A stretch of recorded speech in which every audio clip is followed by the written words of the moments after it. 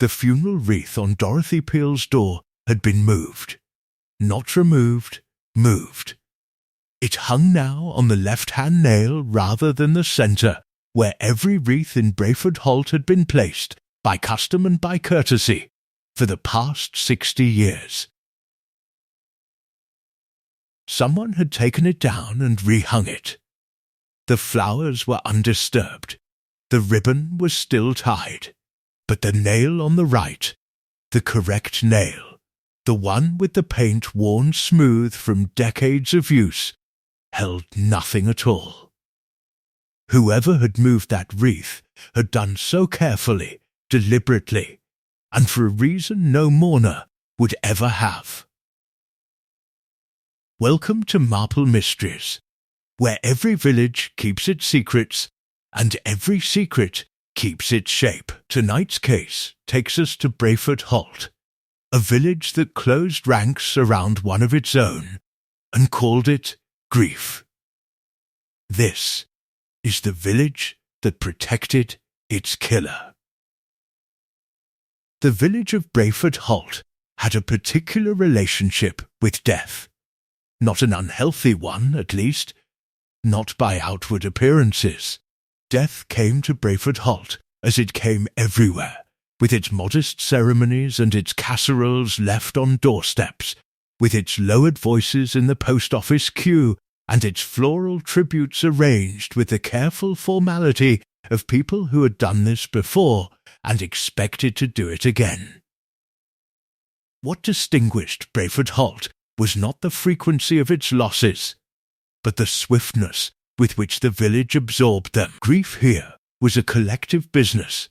It was managed, it was distributed, and it closed over its subject, in time, like still water over a dropped stone. Dorothy Peel had lived at number 4 Witchwood Lane for 31 years. She had been a quiet woman, not unfriendly, her neighbours were careful to say, but self-contained. She had kept a garden of considerable ambition and modest success, had served 2 terms on the parish council, and had never, in 3 decades of residence, given anyone particular cause to think about her. She was, in the way of such women, entirely visible and entirely overlooked. She was found on a Tuesday morning by the postman Gerald Oakes, who had noticed that Monday's letters still protruded from her box. He knocked. He waited. He knocked again. Then, exercising the particular instinct that postmen in small villages quietly develop over years of service, he tried the side gate, found it unlatched, and discovered Dorothy Peel at the foot of her back garden steps, one hand still extended toward the iron railing she had not quite managed to reach. The doctor, called within the hour, noted that she had likely been there since Sunday evening. He noted also the angle of the fall, the bruising consistent with the lower step, and the unfortunate fact that Dorothy had been, according to her medical records, subject to episodes of vertigo. He recorded the cause of death as accidental. He was not an incautious man, and he was not a dishonest one. He wrote what the evidence, as he understood it, suggested. The funeral wreath arrived from the Women's Institute the following morning, sent ahead of the formal arrangements, as was custom. Mrs. Rosamond Craik, who served as treasurer, and whose husband had built the wreath frame himself from willow switches, attached it personally to the central nail of Dorothy's front door.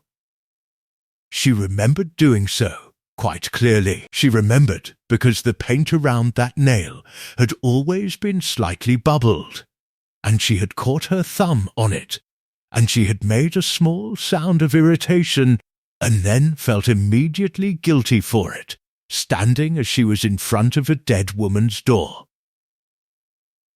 By Thursday, the wreath was on the left nail. Nobody mentioned it.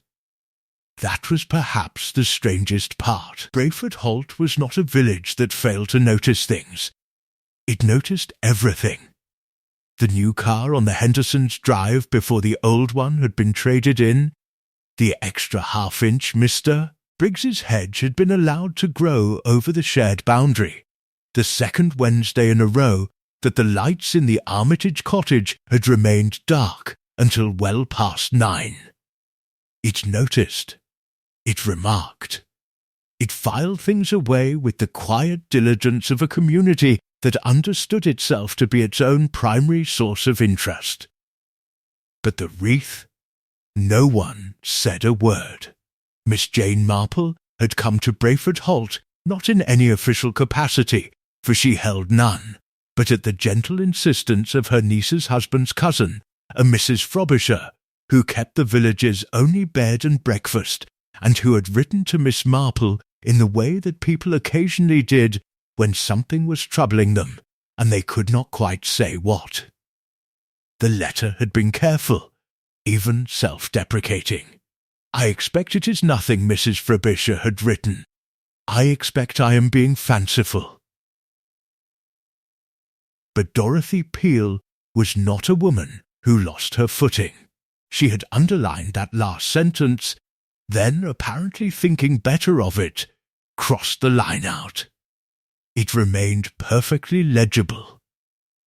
Miss Marple had arrived on a Wednesday, with a small leather case and a ball of pale blue wool, and had taken the front bedroom at Frobisher's, which looked out over Witchwood Lane at an angle that permitted a clear view of number 4 without appearing to do so deliberately. She had unpacked her things with methodical care, set her knitting bag on the chair beside the window, and looked for a long while at the wreath on the left-hand nail. The bed and breakfast was comfortable, in the way of places that attended rather than decorated. The curtains were clean, the radiator reliable, and the breakfast, as Miss Marple discovered the following morning, was the kind that left no room for complaint on any reasonable grounds. Mrs. Frobisher herself was a capable woman of perhaps 60, broad-shouldered and unhurried, who brought the toast and the tea in a single practice journey and sat down across from Miss Marple without being asked, which Miss Marple considered a promising sign. "You'll have seen the house," Mrs. Frobisher said. It was not quite a question. "I have," said Miss Marple, spreading marmalade with attention. "And the wreath." Mrs. Frobisher was quiet for a moment. Outside, a bicycle went past on the lane, its bell sounding once, briefly, as though in greeting to someone unseen. "Rosamond Craik put it on the right nail," Mrs. Frobisher said at last. "I saw her do it. I was in my front garden at the time, deadheading the roses. It was the right nail. It always is the right nail." "Yes," said Miss Marple. "I rather thought it must have been. But no one has said anything." "No," said Miss Marple. "That is the part I find most interesting." Mrs. Frobisher refilled the teapot with the focused economy of a woman who had learned not to hurry toward difficult subjects. The morning light came in from the east and lay across the tablecloth in pale, even stripes. From somewhere further along the lane came the sound of a gate closing, not slammed, but closed firmly, with purpose. Miss Marple turned her head slightly toward the window. "Who lives directly opposite?" she asked. "The Cartwrights," said Mrs. Frobisher. "Martin and his mother. They've been here longer than anyone, longer than Dorothy, by a good 15 years. Miss Marple nodded slowly, as if this confirmed something she had not yet articulated aloud. She folded her hands around her teacup and looked at the lane with the expression of a woman doing nothing in particular, which was, as those who knew her might have observed, the expression she wore when she was doing a great deal. "I should like," she said presently, "to attend the parish council's remembrance gathering this evening." "I understand there is to be one."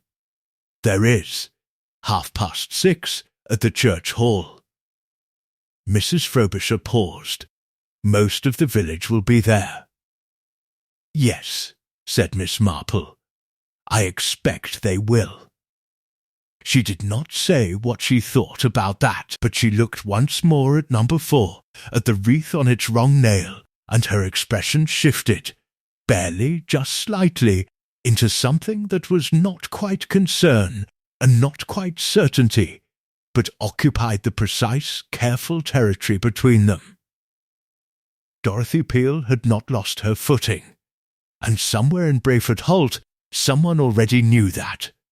The question was not whether the village would protect its secret. The question, and it was the one that would take Miss Marple considerably longer to answer, was whether it knew it was doing so.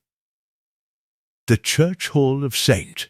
Cuthbert's had been built in 1934 and had never quite recovered from the ambition of its original committee.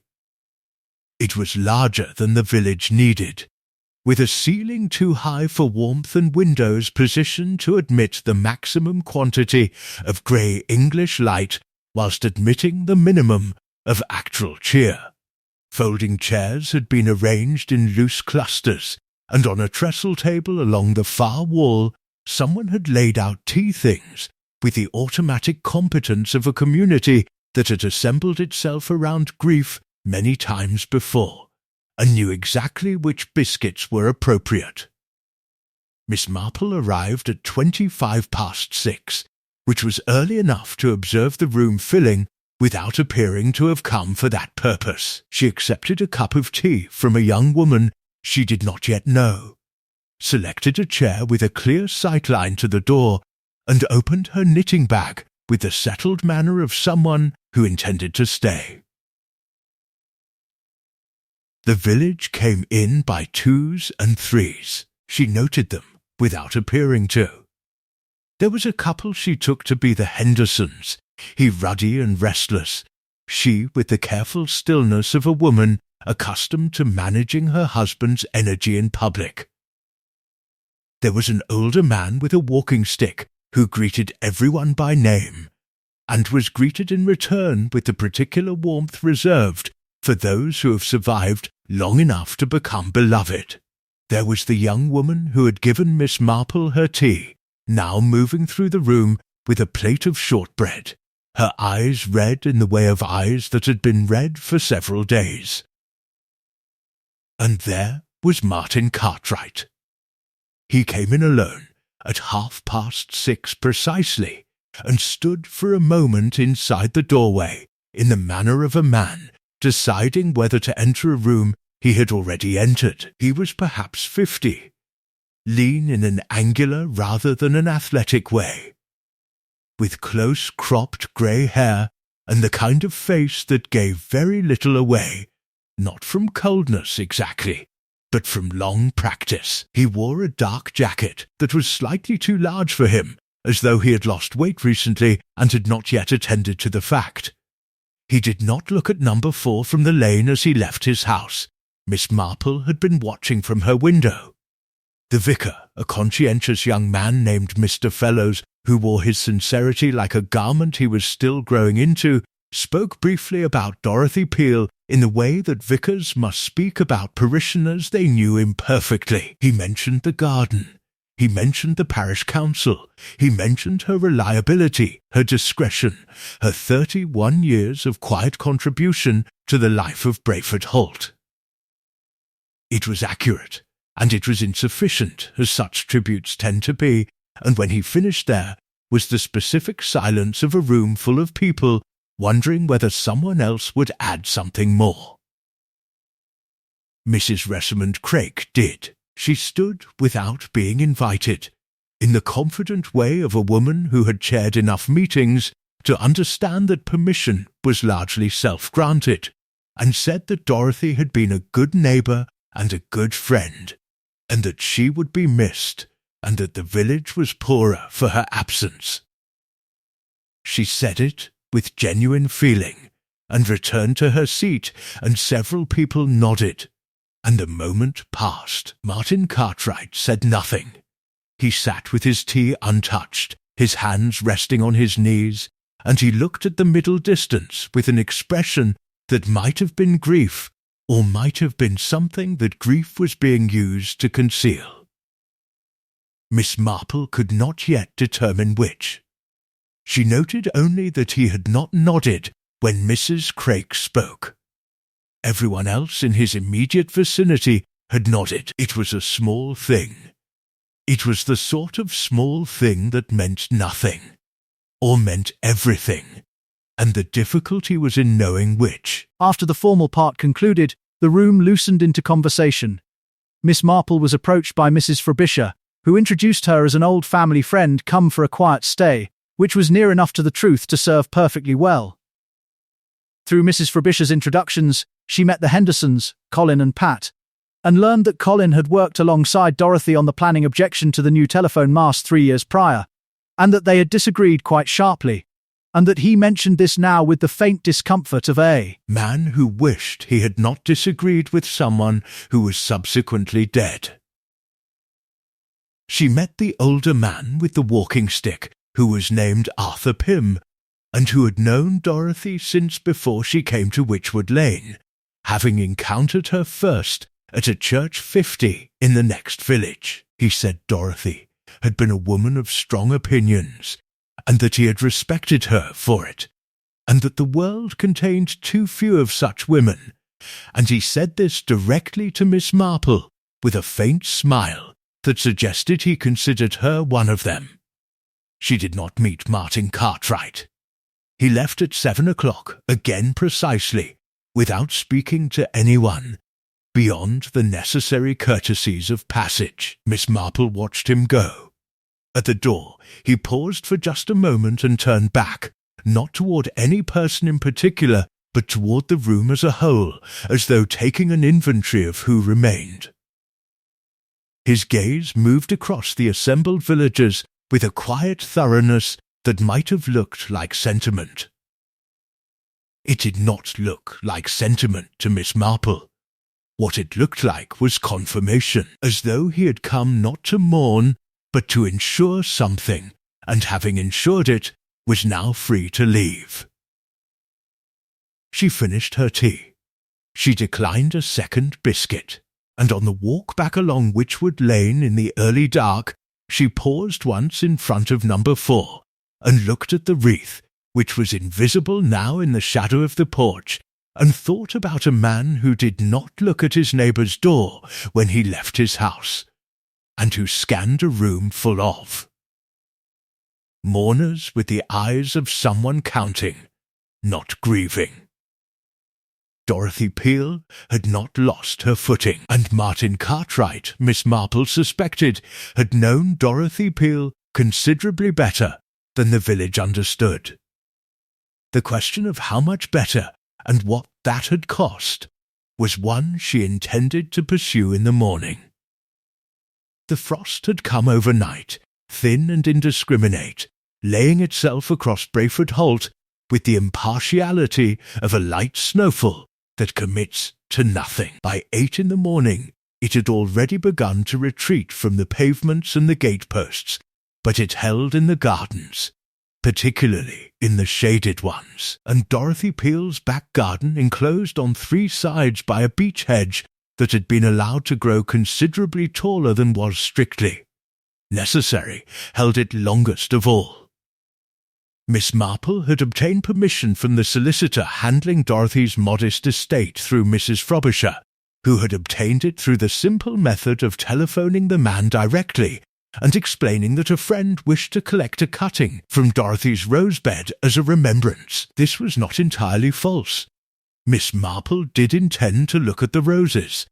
She intended to look at everything. The side gate, she noted, was still unlatched.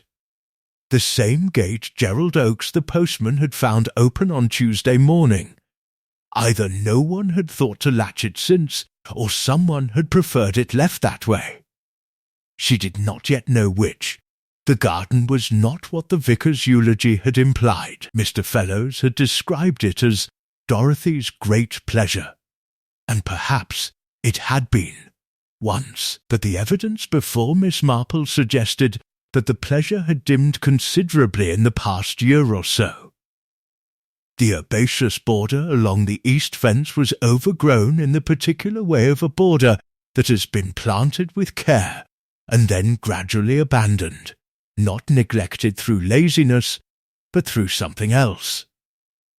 Distraction, perhaps, or preoccupation. The roses near the back wall were unpruned past the point of a single missed autumn. The compost bin stood open, with last summer's material still unturned inside it. But the vegetable patch was different. It occupied the southwestern corner of the garden, a rectangle of perhaps 4 meters by 3, and it had been recently worked. The soil was turned and returned, darker than the surrounding earth, with the loose, friable quality of ground that had been dug to some depth and then replaced. Not planted, the season was wrong for anything beyond winter brassicas, and there were none. Simply dug. The border of the patch was marked with small stones, as vegetable patches often are, but 2 of the stones along the near edge had been displaced, set slightly to one side with the imprecision of someone who had moved them in haste and replaced them without attention. Miss Marple stood at the edge of the patch and looked at it for a long time. She did not touch the soil. She noted the dimensions. She noted the displaced stones. She noted that the disturbance was concentrated toward the far left corner, where the soil was darkest and the surface had a slightly uneven quality, as though something had settled unevenly beneath it. She noted also a single detail that she found, upon reflection, the most informative of all. There were no footprints in the frost anywhere else in the garden. The path from the gate to the steps, the area around the compost bin, the narrow grass strip beside the rose bed, all held the frost intact, unmarked. That the frost around the vegetable patch had been disturbed. Not by feet precisely, by knees. Someone had knelt beside the far left corner of that patch, and recently. She turned back toward the house. The back steps where Dorothy had been found were 3 shallow stone steps, worn at the centre, leading down from the kitchen door to the garden path. The railing on the right side was iron, painted black and solid. The railing on the left, Miss Marple leaned across without touching it, was loose. She could see it from the path, the slight displacement of the bracket from the wall, the paint cracked around the fixing point. It had been loose for some time, months at minimum, perhaps longer. Dorothy Peel had used that garden regularly. She would have known the left railing was unreliable, a woman subject to vertigo. On her own steps, in her own garden, she would have used the right railing. She would have used it without thinking. The right railing was intact. Miss Marple went back through the gate, latched it behind her, and walked along Witchwood Lane, with her coat buttoned against the thinning cold. She passed number 6, where a curtain moved. She passed the narrow passage between number 4 and its neighbour, and she paused there without obviously pausing, and looked through toward the rear of the Cartwright property. Martin Cartwright's garden backed onto Dorothy's at a diagonal. The beech hedge between them was dense, but not impenetrable, and at the far corner, where the frost still lay thick, there was a gap. Not a gap cut deliberately, but one formed by the natural dieback of a section of hedge, perhaps 2 feet wide, quite sufficient for a person of ordinary dimensions to pass through without great difficulty. The soil on the Cartwright side of the gap was not frosted. She walked on. At breakfast, Mrs. Frobisher poured the tea and waited with the patience of a woman who had extended hospitality to enough guests to know when one was thinking. "The garden has been dug," Miss Marple said at last, not dramatically, but in the manner of someone confirming an item on a list. "Recently. The vegetable patch, left corner. And there is a gap in the beech hedge between Dorothy's property and the Cartwrights." Mrs. Frobisher set down the teapot. "Martin's property. Yes, he used to help her, you know, with the heavy digging. She had trouble with her back." Miss Marple looked up from her cup. Did he? For years. It was considered quite neighbourly. Mrs. Frobisher said this in the careful tone of someone reporting a fact they have recently begun to reconsider. Quite, said Miss Marple. She picked up her knitting and said nothing further, but her needles moved with a slightly increased velocity that Mrs. Frobisher, watching, found she could not interpret. It did not look like calm. It looked rather like the outward expression of a mind that had just arranged several pieces into a configuration that was not yet complete, but was no longer entirely without shape. Arthur Pym lived at the end of Bridal Court, in a cottage that had been built for a man of modest means, and had become, over the course of 60 years of occupation, an extension of its owner's mind. Books occupied every horizontal surface that was not already occupied by something else entirely. Stacked journals, folded maps, small ceramic objects of uncertain origin. A barometer that had not been moved in perhaps 2 decades, but which Arthur consulted each morning with undiminished faith. The cottage smelled of wood smoke and old paper, and the particular mustiness of a place that is lived in rather than maintained, and Miss Marple found it immediately comfortable. Arthur Pym had answered the door before she knocked. He had seen her coming up the lane, he explained, and had put the kettle on. He said this without particular emphasis, as though anticipating visitors was simply a habit of mind he had developed in place of more strenuous activities. He was 81, he mentioned, and his knees had opinions about cold mornings, but his eyes were the clear, undimmed eyes of a man whose attention had never slackened, and he looked at Miss Marple with the frank appraisal of someone who had been wondering when she would appear. "I thought it would be you," he said, settling into his chair with the careful precision of a man who had learned exactly how to manage his joints. "Or someone like you. Someone from outside." "From outside," Miss Marple repeated, accepting her tea. "The village won't look at itself," Arthur said simply. "It never does. That's not a criticism. It's just the nature of a place like this. People here have known each other too long to see each other clearly." He paused. "Dorothy deserves better than that." Miss Marple set down her cup. "You knew her before she came to Brayford Holt. I did. 15 years before, or thereabouts. She was Dorothy Harville then, before the marriage." He said the word marriage with a faint inflection that was not quite distaste, but occupied its general vicinity. She worked for a solicitor's firm in Henwick. Bright woman. Precise. The sort who notices when things don't balance. "And the marriage?" Arthur looked at the fire for a moment. Robert Peel was not a bad man in the ordinary sense of the phrase. He was simply a man who required a great deal of management and resented anyone who provided it. They were married 11 years. She left, which in those days required considerably more resolve than it does now, and she came here, and she built herself a quiet life. And she was content, or she had been. He paused again. "Until recently, Miss Marple waited. She came to see me in September," Arthur continued. "She'd found something. She wouldn't tell me directly what it was. Dorothy was never a woman who stated things plainly if she could help it, which was both her strength and her difficulty. But she was troubled. She used a phrase that stayed with me.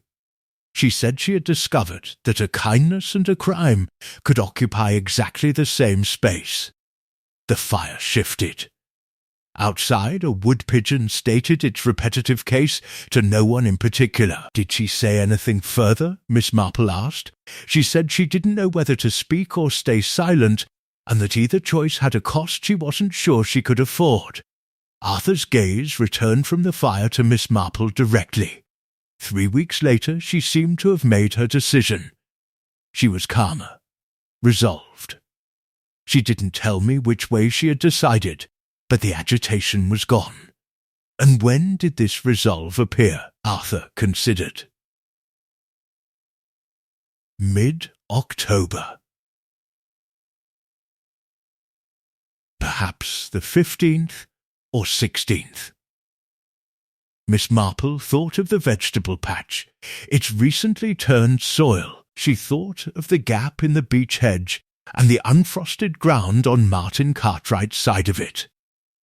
She thought of a man who scanned a room of mourners with the eyes of an auditor. "Mr. Pym," she said, "how long has Martin Cartwright lived next to Dorothy?" 12 years. He came with his mother, Eleanor. She's been bedridden these past 2 years. He cares for her himself, which people here consider admirable, and it is admirable, I don't dispute it. He gave up a position in London to do it. Something in finance, I believe. Arthur's expression shifted slightly.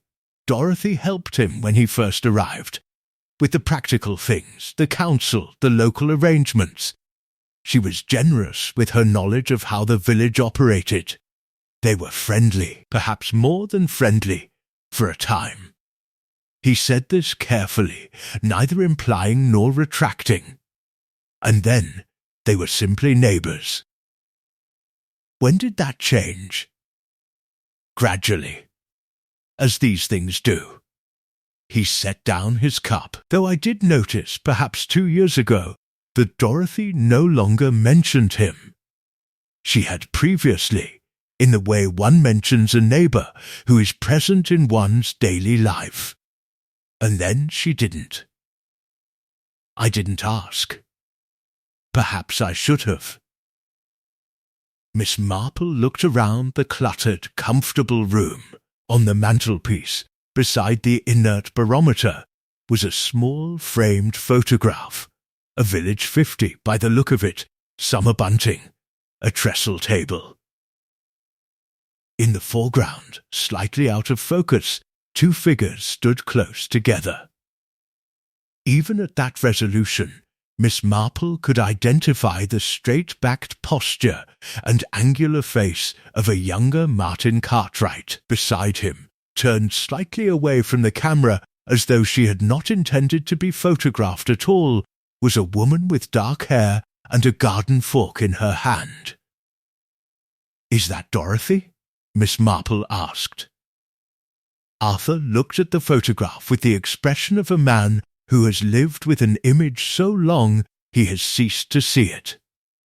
"Yes," he said, 7 or 8 years ago, that would be, before her hair went grey. "They look," Miss Marple said mildly, "quite comfortable together." "They were," said Arthur, "once."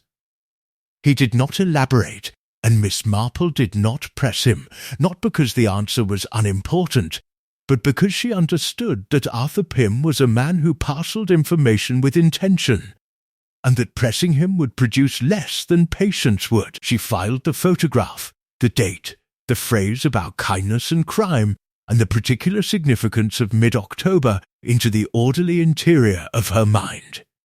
She left Bridal Court at 10:30, walking slowly back toward Witchwood Lane, and she thought about a woman who had discovered something and spent 3 weeks deciding what to do about it, and who had arrived at a resolution in October, and who had been found dead at the foot of her garden steps in November. The distance between those 2 months was not very great. In the circumstances, it felt very small indeed. Eleanor Cartwright had not left the upper floor of number 3 Witchwood Lane in 22 months. This was a medical fact, confirmed by her doctor and accepted by the village with the quiet sympathy reserved for the bedridden elderly. It was also, Miss Marple reflected, a fact that required some examination. A woman confined to an upper room.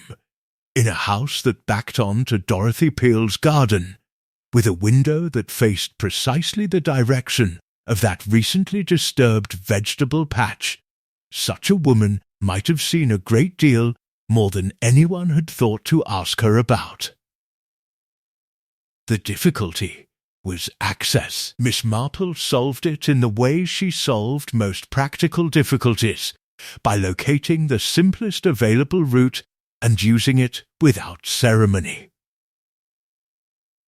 Mrs. Frobisher knew the district nurse, a capable woman named Sandra Holt, who visited Eleanor Cartwright every Tuesday and Friday morning. Sandra Holt, when telephoned, proved to be the kind of practical person who appreciated directness, and when Miss Marple explained that she was an old acquaintance of the family, which was not precisely true, but was not precisely false either, as she had now been introduced to Martin Cartwright at the church hall and had exchanged 3 sentences with him, Sandra agreed that a brief social visit on Friday morning, while she attended to her duties, would be entirely unproblematic. Martin Cartwright opened the door.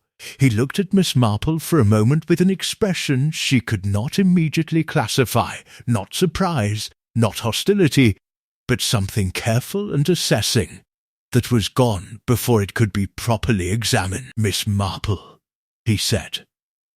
"The lady from Mrs. Frobisher's." "I hope I'm not intruding," Miss Marple said, pleasantly. "I understood from Sandra that your mother occasionally welcomes visitors. I find, at my age, that one appreciates the company of others who are, shall we say, operating at a less hurried pace." It was precisely the right thing to say. Martin Cartwright's expression settled into something more conventional, and he stood back from the door.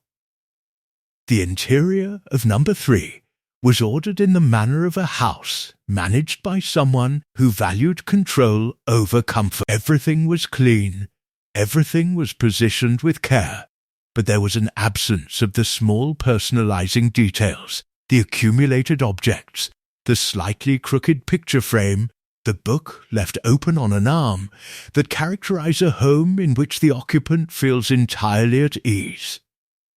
It was, Miss Marple thought, the interior of a man who was always preparing for an inspection he could not quite predict.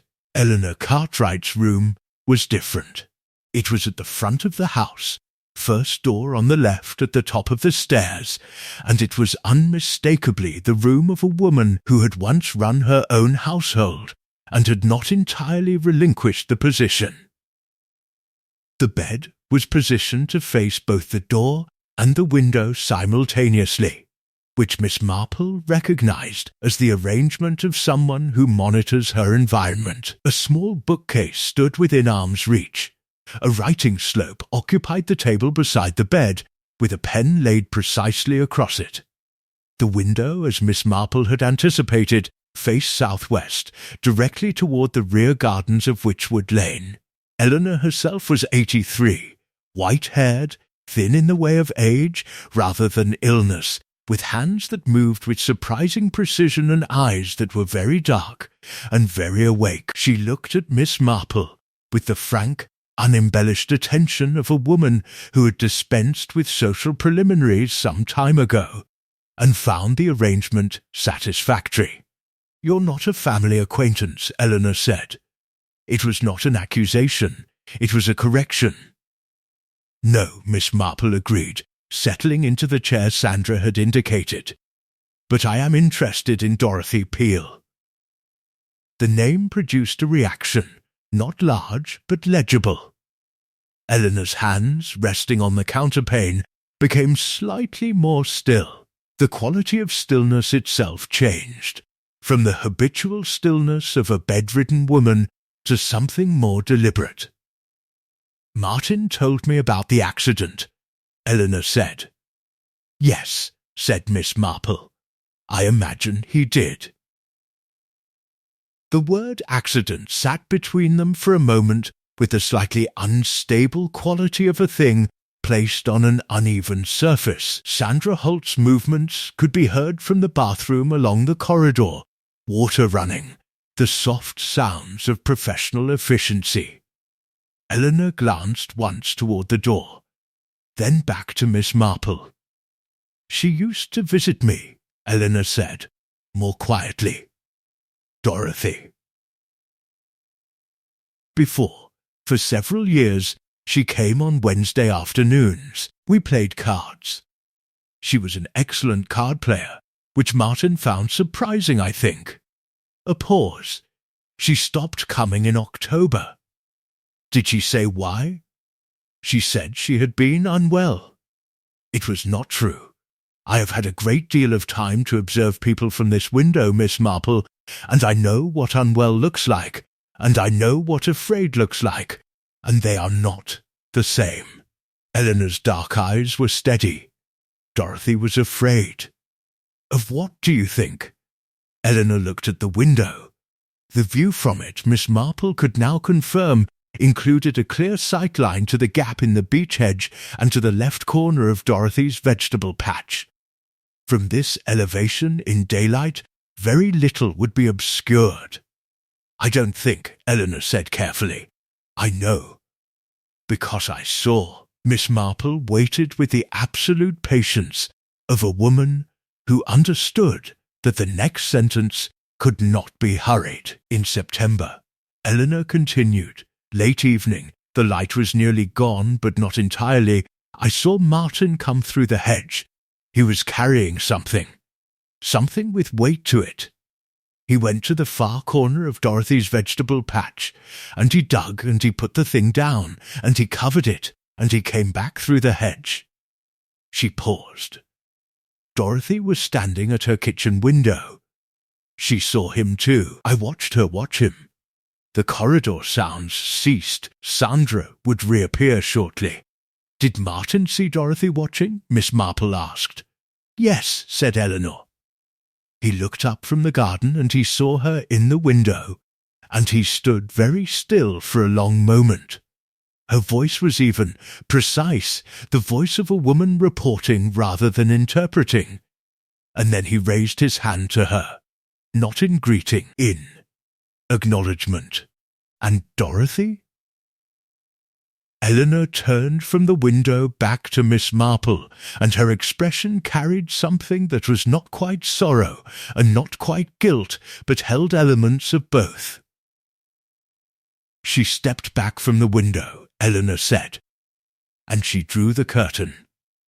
And after that, she did not come on Wednesdays any more." The question of what Martin Cartwright had carried through the hedge on a September evening occupied Miss Marple through the remainder of Friday and the whole of Saturday morning.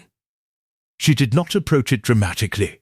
She approached it in the way she approached all such questions, obliquely, through the accumulation of smaller adjacent facts, the way one locates the center of a web not by reaching for it directly, but by following any single thread inward with sufficient patience. She began with weight.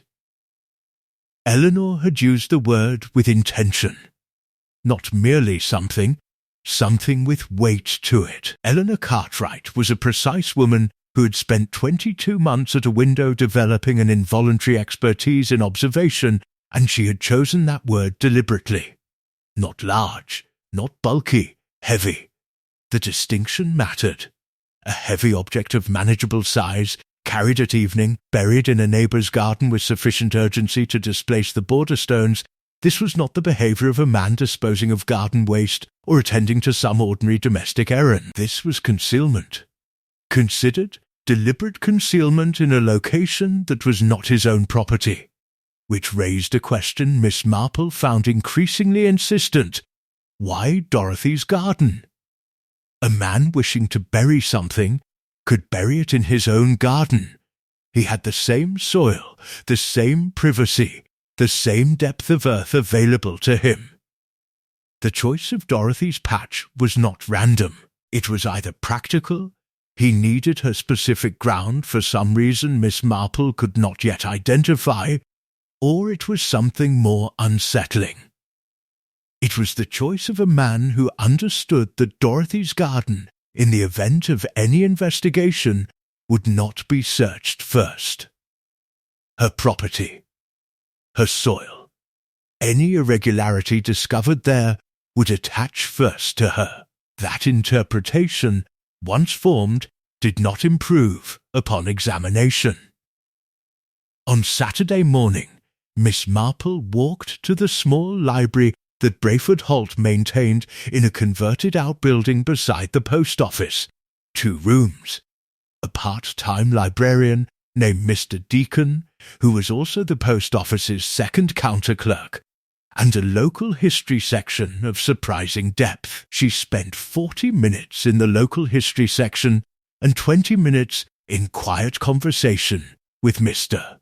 Deacon, who proved to be the kind of man who retains peripheral information with the unconscious thoroughness of someone who has never been asked to deploy it and is therefore faintly delighted by the opportunity.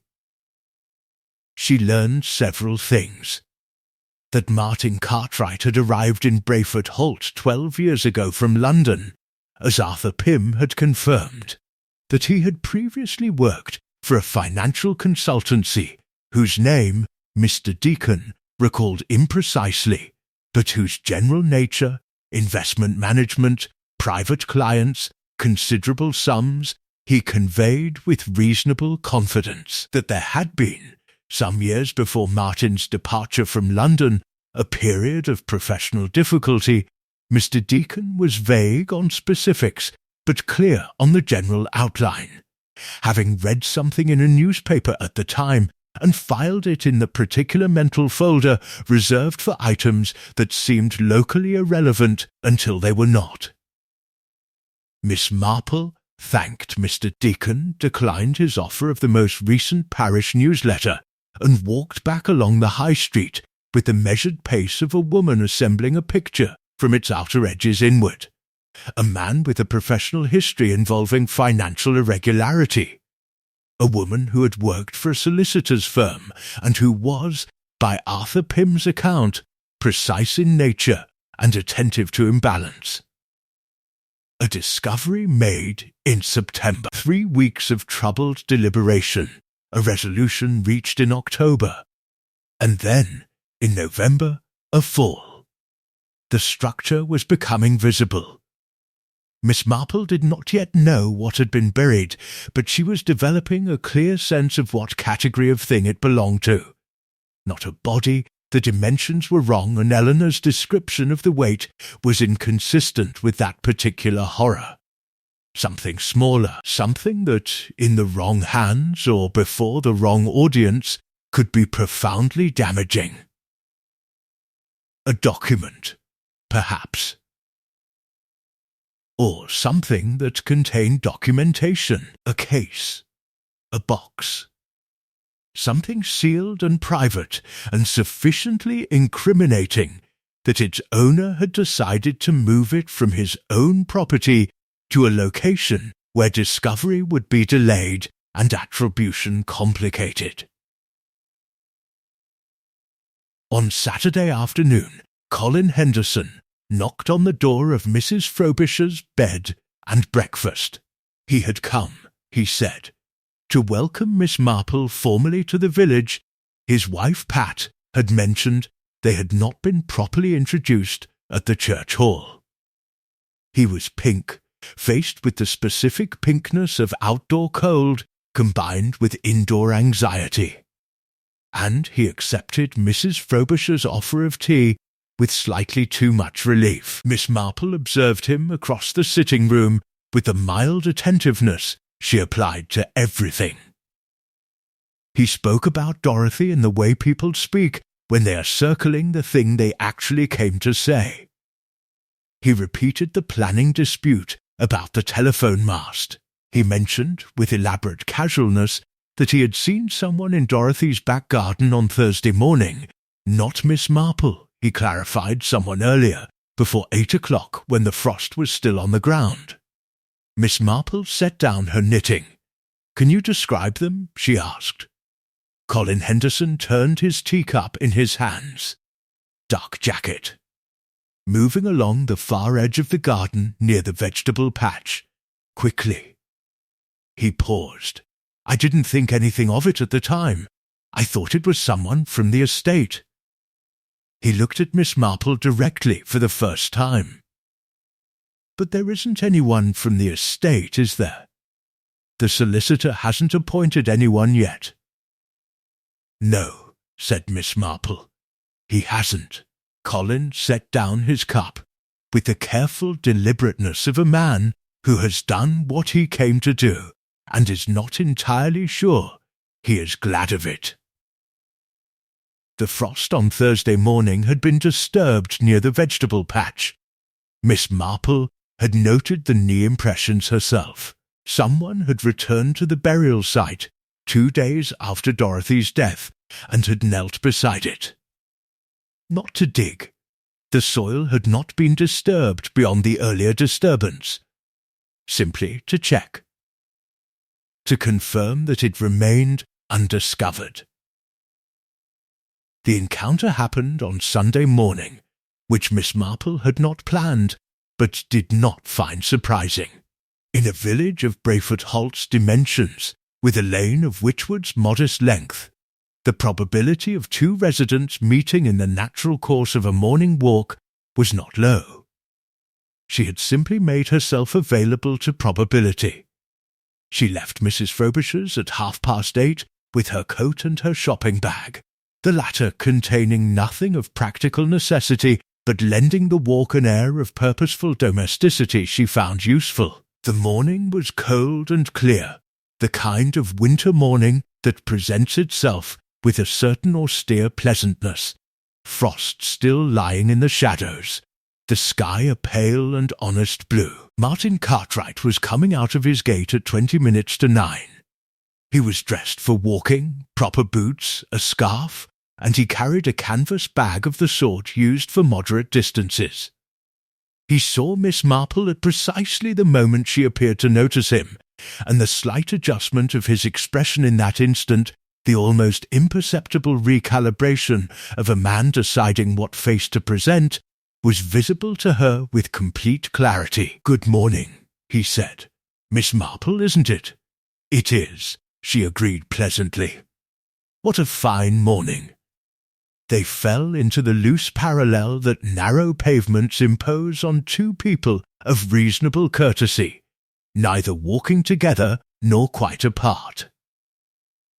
Miss Marple had found over many years that this arrangement was remarkably productive. Walking beside someone removed the direct pressure of eye contact and created a slight conversational looseness that more formal settings did not permit. People said things. Walking. Things they might not have said across a table. "Are you finding Brayford Halt agreeable?" Martin asked. His tone was socially fluent, uninflected. "Very much so," Miss Marple said, "though of course the circumstances are sad ones. Poor Miss Peel." A brief pause. "Yes, a great loss to the village." "Were you close neighbours? I imagine on a lane this size one becomes rather well acquainted." "Reasonably," Martin said. "The word was doing considerable work. She was helpful when I first arrived. I returned the favour when I could. In the way of neighbours." "The garden, I understand," Miss Marple said. "I was admiring it the other morning, actually." She had wonderful ambitions for it, though it seems she had let some of it go recently. Nothing in her tone suggested anything beyond the conversational. Nothing in her face, had he looked, would have indicated that the remark was positioned with any particular care. "She'd had some health difficulties," Martin said. "Her back, I believe, and the vegetable patch," Miss Marple continued, with the same mild reflectiveness, as though following a gentle thought to its natural conclusion. "That corner near the hedge, it looked as though someone had been working the soil quite recently. I did wonder whether she'd had help." The pause this time was a fraction longer than the previous one. Not long enough to be flagrant. Long enough to be noted. I may have turned it over for her in the autumn, Martin said. I don't recall precisely. Miss Marple made a small sound of appreciation. How kind. One does like to think of neighbours looking out for one another. She paused, particularly for a woman living alone. They had reached the point where the lane curved toward the post office, and Martin slowed with the naturalness of a man about to diverge onto a different path. He turned to Miss Marple with the courteous, closing expression of someone ending a conversation on his own terms. "Are you staying much longer?" he asked. The phrasing was socially acceptable. The meaning beneath it was not quite. "I find I am rather comfortable at Mrs. Frobisher's," Miss Marple said pleasantly, "and I do so enjoy a village in winter. There is a great deal to observe when one has the time to pay attention." Martin Cartwright looked at her for a moment. It was a direct look, the first genuinely unguarded thing he had done in the entire conversation, and in it Miss Marple read something she had been waiting for.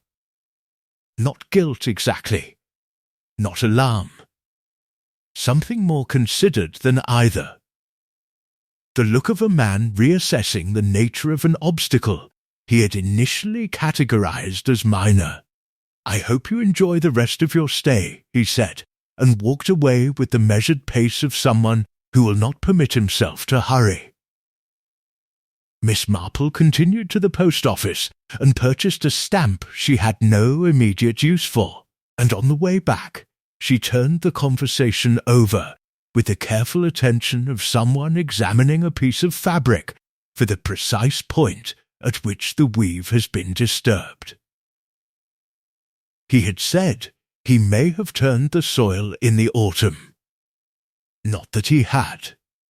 Not that he hadn't. May have.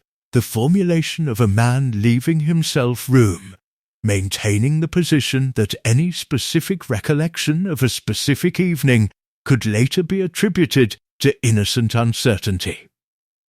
It was the answer of someone who had prepared for a question and was deploying the preparation. But the preparation had a seam in it. He had set her back.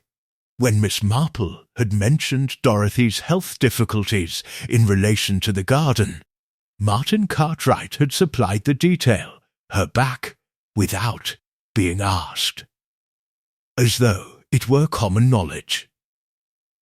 But Mrs. Frobisher had not mentioned Dorothy's back.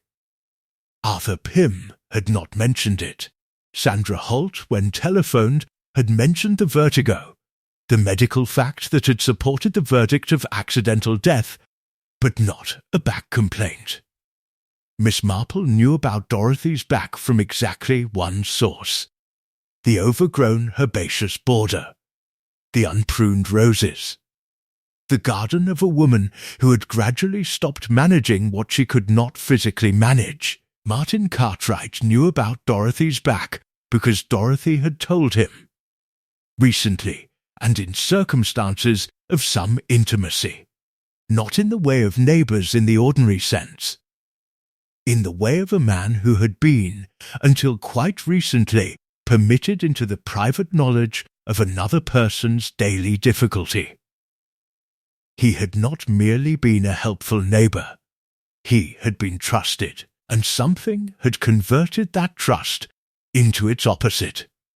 Miss Marple did not dig up the vegetable patch herself. That would have been improper, and Miss Marple had a precise understanding of the boundaries between observation and intervention, not from any legalistic scruple, but from long experience of the specific damage done when an amateur exceeded her proper remit at a critical moment.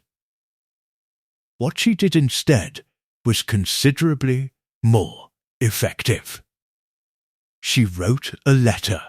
It went to Detective Inspector Graves of the County Constabulary, whom she had encountered briefly 3 years prior during an unpleasant business in a village not unlike Brayford Holt, and who had demonstrated on that occasion the rare professional quality of listening to elderly women without. the performance of patience that so often substituted for the genuine article. She wrote concisely, which she knew he appreciated. She outlined the misaligned wreath, the disturbed soil, the gap in the hedge, Eleanor's testimony, the knee impressions in the frost, Colin Henderson's sighting on Thursday morning, and Martin Cartwright's precise knowledge of Dorothy's back complaint. She described the sequence of events from September through November with the economy of a woman who understood that a persuasive letter was one that required nothing added and permitted nothing removed. She posted it Saturday evening. By Monday afternoon, Detective Inspector Graves had telephoned Mrs. Frobisher's and asked whether Miss Marple would be available for a conversation at 4 o'clock. She said she would. He arrived at 3:55, which she considered a good sign. He was younger than she remembered, or perhaps she was older, with the same quality of contained attentiveness she had noted before. He sat across from her in Mrs. Frobisher's front room and read her letter again, though he had clearly already read it several times, and then he looked up. "The vegetable patch," he said. "Left corner," Miss Marple confirmed. "The soil disturbance is concentrated there, the border stones displaced, and the frost impressions consistent with someone kneeling beside it on Thursday morning after Dorothy's death but before any official inspection of the property." Graves considered this. The coroner recorded accidental death. Yes, on the basis of the vertigo, the steps, and the loose left railing. Miss Marple folded her hands. Dorothy Peel was a woman subject to vertigo. She knew her left railing was unreliable. She would have used the right railing instinctively, without thought. The right railing is entirely secure. Graves was quiet for a moment. "You're suggesting she was assisted in her fall?" "I am suggesting," Miss Marple said carefully, "that the physical evidence is consistent with a woman who reached for a railing that should have been there and was not. Whether the right railing was interfered with and subsequently repaired, or whether she was redirected by other means, I cannot say. That the combination of a buried object, a witness to its burial, a woman who saw something she spent 3 weeks deciding what to do about, and a death that followed her apparent decision, that combination seems to me to warrant considerably more attention than it has received." Graves authorized the search of Dorothy's garden the following morning. Miss Marple was not present for the excavation. She sat in Mrs. Frobisher's front room with her knitting and waited, which required more discipline than digging would have, and was more useful. Mrs. Frobisher brought tea at intervals and asked no questions, for which Miss Marple was quietly grateful. At 11:30, Graves telephoned. They had found, at a depth of approximately 18 inches in the left corner of the vegetable patch, a waterproof document case of the type used for marine or outdoor storage, sealed, intact, and containing a substantial collection of papers. He did not describe the contents in detail, but his tone carried the particular quality of a man who has found precisely what he expected to find and is not entirely glad of it. What the papers contained, as Miss Marple learned in stages over the following days through Graves's measured communications, was this: a meticulous private record maintained across 7 years of a series of financial transactions conducted by a consultancy operating under a name that bore no obvious connection to its principals. The transactions involved the movement of funds belonging to private clients, elderly clients, in several cases clients with limited capacity to monitor their own affairs, through a series of intermediary accounts, with a portion redirected with considerable sophistication toward outcomes that, benefited the consultancy's directors rather than its clients. The record had been compiled by someone with intimate knowledge of the scheme, someone who had, by profession and by disposition, understood exactly where to look and exactly what the numbers meant when they did not balance. The name at the top of the record, written in a precise and regular hand, was Dorothy Harville, her professional name, her name before the marriage, the name under which she had worked in a solicitor's office and developed the exacting attention to financial detail that had stayed with her across 3 decades. She had discovered it, Graves believed, in the course of reviewing some old documents, her own files from that period, which she had kept with the thoroughness characteristic of her. She had recognized, in material she had encountered years earlier without fully understanding its implications, the shape of a fraud whose architect had subsequently followed her to Brayford Holt, lived beside her for 12 years, helped her with her garden, been trusted with the ordinary privacies of her daily life, and who had understood, when she drew the curtain in September, that his careful construction of the previous 12 years was in danger of collapse. Martin Cartwright had not buried those documents to hide them from the world. He had buried them in Dorothy's garden to hide them from his own property, where a search, if it ever came to that, would find nothing. He had not anticipated Eleanor's window. He had not anticipated Colin Henderson's early morning observation. And he had not, Miss Marple reflected, anticipated the particular quality of attention that a quiet old woman with a knitting bag could bring to bear on a misplaced funeral wreath. The right-hand railing had been repaired. This was the detail that confirmed everything, and it was, characteristically, the smallest detail of all. A forensic examination of the fixing bracket, ordered by Graves after Miss Marple raised the matter in terms that did not permit comfortable dismissal, revealed that the bracket had been removed and reattached. Within the past several weeks, the wall plugs were new, the screws were new, the paint applied over the bracket was new, and it was close but not identical to the existing paint, being fractionally lighter in the way of paint applied from a tin that has been opened some months rather than recently purchased. Someone had removed the right-hand railing bracket, rendering the railing unsound, and subsequently replaced it. The replacement had been done with care, but not with perfection, and imperfection, in Miss Marple's experience, was simply care applied under conditions of urgency. She learned this on Wednesday morning, sitting across from Graves in the small incident room the constabulary had established in the village hall, a development which Brayford Holt was absorbing with the stoic, slightly thrilled composure of a community that had always suspected itself capable of generating serious news.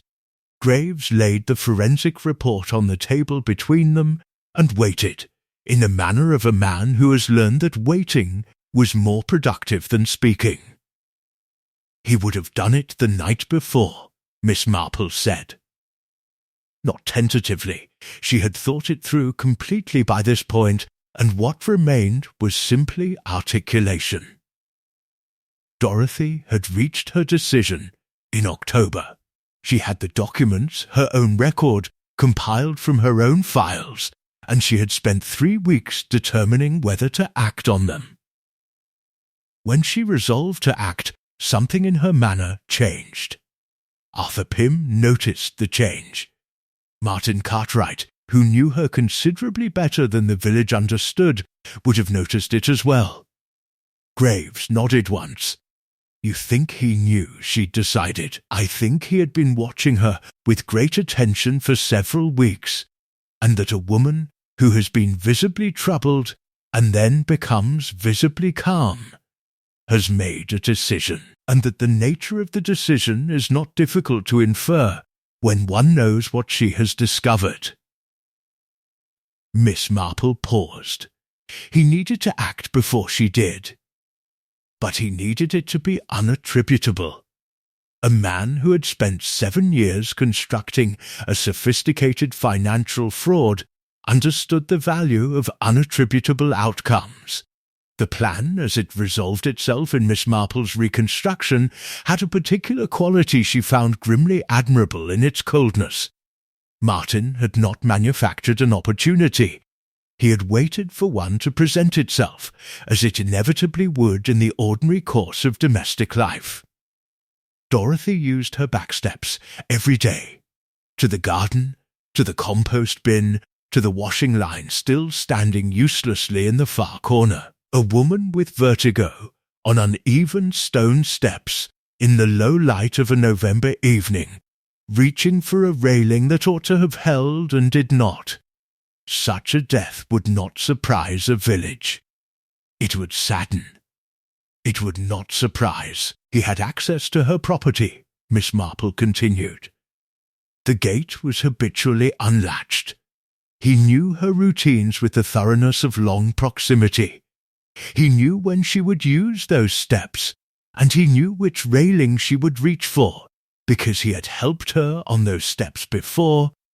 She had mentioned her vertigo to him, mentioned which side she depended upon. He would have removed the bracket at night when the lane was quiet and replaced it after. After, Graves said, within a day or two, before any attention was directed to the property. Miss Marple looked at the forensic report. The paint is the confirmation. He used paint he already had, a tin from some earlier household task, not recently purchased. He would not have risked a purchase that could be dated and traced. The slight variation in colour is the consequence of that caution.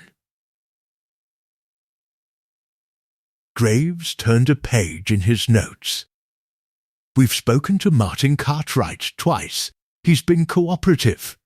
Hasn't asked for a solicitor. No, Miss Marple said. He wouldn't at this stage. He is a man who believes in managing situations through the appearance of openness. Asking for a solicitor immediately would indicate consciousness of guilt. He will calculate that cooperation with an early inquiry costs him nothing, while building a profile of innocence. She paused. He will also, I think, have a prepared explanation for the documents. Graves looked up. He does. He says Dorothy asked him to store some old papers for her, said her cottage was damp, and she was worried about deterioration. He says he'd forgotten entirely where he'd put them. The prepared explanation had a certain elegance. It converted the burial from suspicious to innocent, attributed the concealment to Dorothy's own request, and positioned Martin as a helpful neighbour performing an ordinary favour. It could not be disproved by the existence of the documents alone. It could only be disproved by evidence that the documents were dangerous to Martin specifically, which the financial records, once properly examined, would provide. But examination took time, and time was what Martin Cartwright was purchasing with his cooperative demeanour. The records are detailed? Miss Marple asked. Very, said Graves. Our financial crimes unit has had them since yesterday. They say Dorothy Peel's documentation is, their word was meticulous. She appears to have reconstructed the transaction history from memory and from her own retained notes, cross-referenced across several years. They say it is the kind of record that takes considerable time and considerable expertise to compile. He paused. And considerable courage to keep. Miss Marple was quiet for a moment. Outside the village hall, a car went slowly past on the lane, and somewhere further away a door closed. She knew, when she began compiling it, Miss Marple said, that she was building something that could not be taken back. She would have understood the danger. She compiled it regardless. She looked at the table, not at Graves. She was a woman who had spent 30 years being overlooked. She had decided that this particular thing would not be permitted to continue unrecorded. The room was still. He watched her make that decision. Miss Marple continued quietly. And he decided she would not be permitted to act on it. Martin Cartwright was arrested on Thursday morning. Graves had timed it with the quiet deliberateness of a man who understood that the manner of an arrest in a small village was not operationally irrelevant. Too early, and the lane would be empty, the event absorbed into rumour before it could become fact. Too public, and the spectacle would overtake the substance. He chose 8:15, the hour when Witchwood Lane was modestly inhabited. When Gerald Oakes the postman was on his round, and Mrs. Craik was returning from the newsagent, and Colin Henderson was scraping frost from his car windscreen. Enough witnesses to establish the reality of the event beyond the distortions of gossip.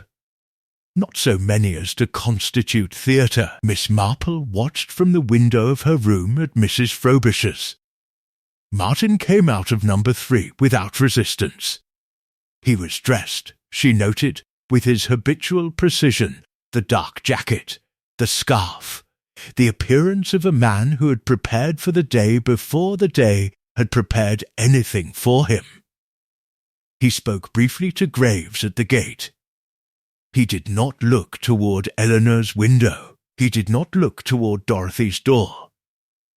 He looked, for a moment, directly at Mrs. Frobisher's, and his gaze found Miss Marple's window with an accuracy that suggested he had known exactly where to look. His expression, across that distance, was not what she might have anticipated. It was not anger, and it was not fear.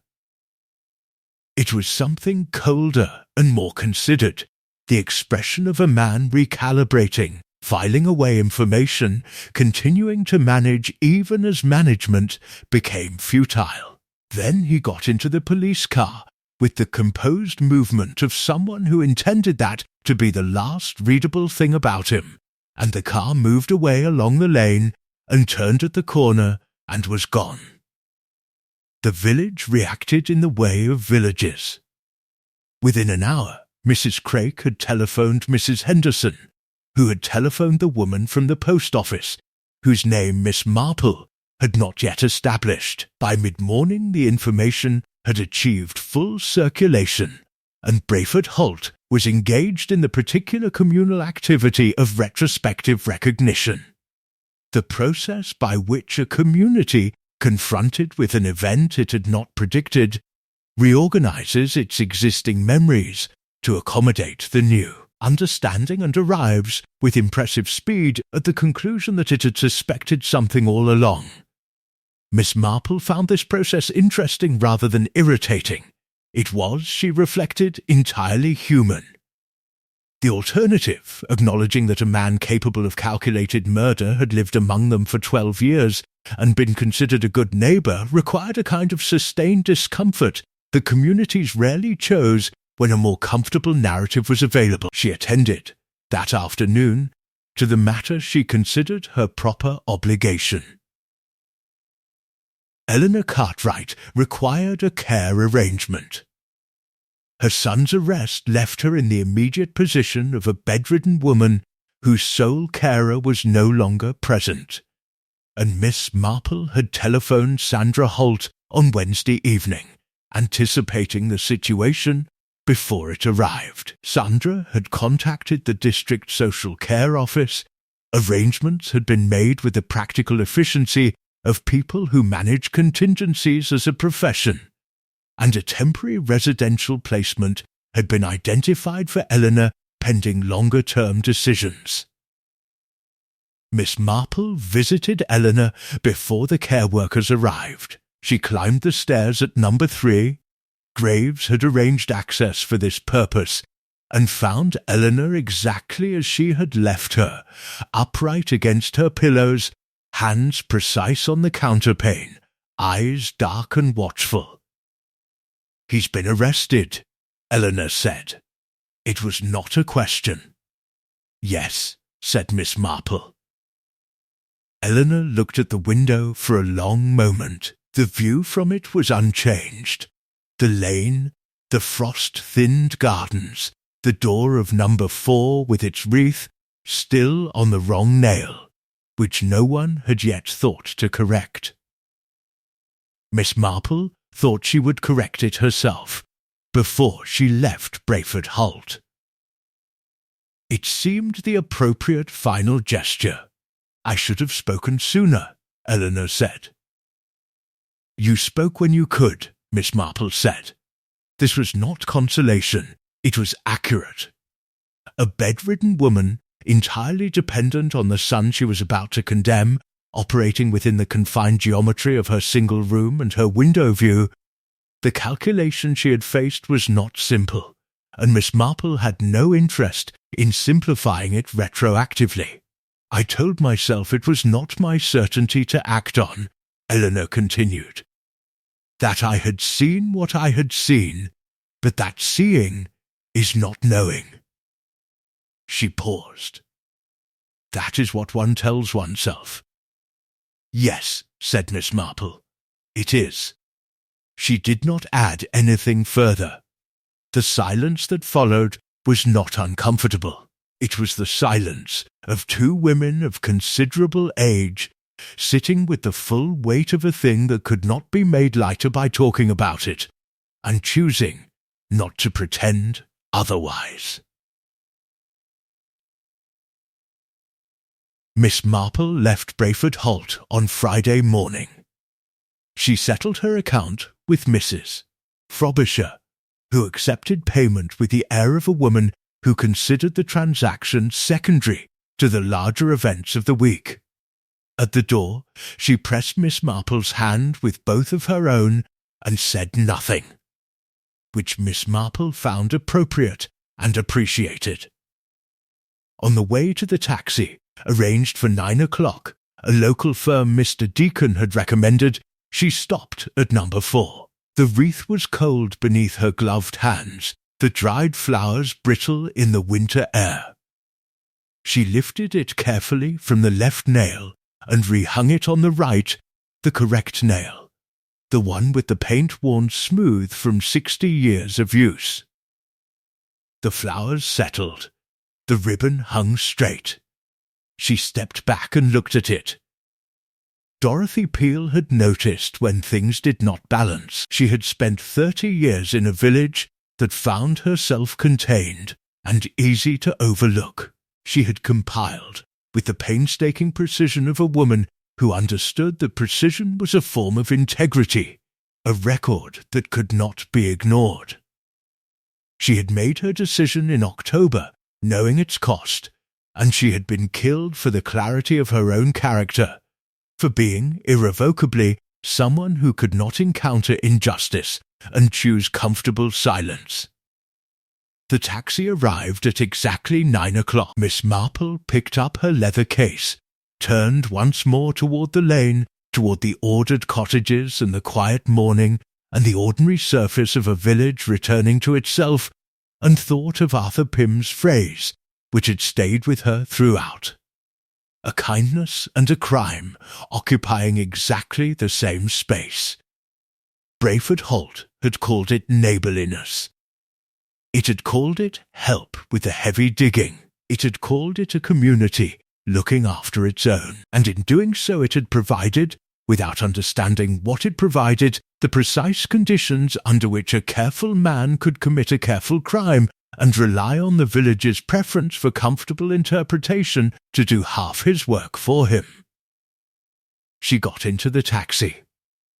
The lane moved past the window and fell behind, and the village contracted to a cluster of rooftops and a church spire, and then to nothing at all. Miss Marple opened her knitting bag and found her wool and her needles, and began, quietly and without fuss, to knit.